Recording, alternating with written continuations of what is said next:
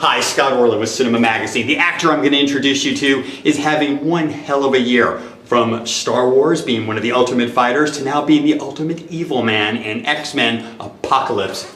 Oscar Isaac, congratulations. Thank you. Pretty impressive 6 months, as we were saying. But talk a little bit about what was your relationship as a kid growing up to X-Men? Were you immersed? Did you know these characters? I knew it very well. I collected X Factor, which is the first time I saw Apocalypse.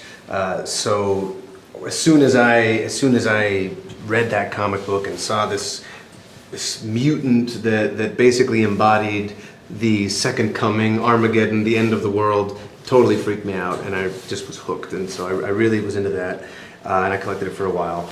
And so years later, when I found out that they were making an X-Men movie with Apocalypse as the villain, I was like, you got to get me in there. I got it. Yeah. You got to get me. I'll do it. Exactly. So I went in there and I talked to Brian Singer, and Simon Kinberg, and we went for it. We came up with our version of Apocalypse. Now, a lot of your female colleagues always resent the fact that actors kind of get to go in 20 minutes, touch up their hair, makeup, and they're on, and they have to sit there for God knows 2-3 hours. Mm-hmm. You have just had your puppets. Yes, I did. What was that process like? Because you almost don't even recognize this handsome face here in this movie. Well, there's these amazing makeup artists, Brian Sipe and the guys at Legacy. They were incredible. And at first, it took about 4 hours, which is not crazy, but it took a good 4 hours to figure it out. And then as the shoot went on, we kept getting it down, and by the end, we were doing it about an hour.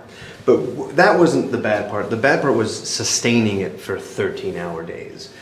Because my whole head was encased in prosthetics, and I'd be sweating into my ears, and I couldn't really itch them, and it was a real meditative process. I had to really breathe and calm myself down because it was kind of claustrophobic in there. And I love too that the essence of power is in the hand.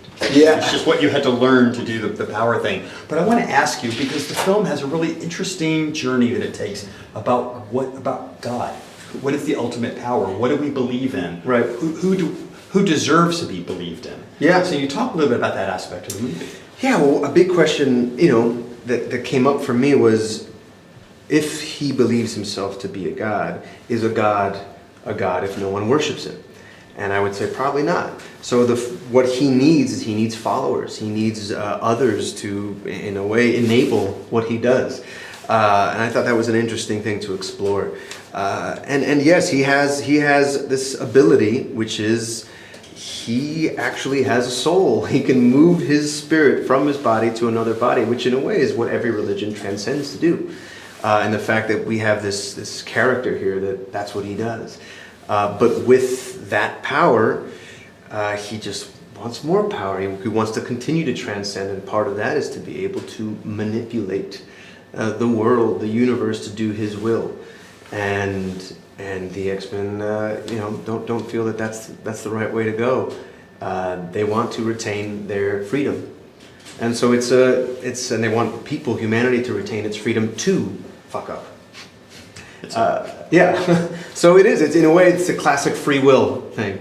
So you've got this being that says, I have a way to ensure the evolution of consciousness, but you have to let me control your mind to do it. And they say, no, we're not willing to give that up. All I know is I want to follow Oscar Isaac right now, so he's a new religion, and if he happens to take me on the set of the new Star Wars movie, so be it. I'm willing to follow him. As always, sir, what a pleasure. Terrific movie. This is Scott Orlin. Until next time.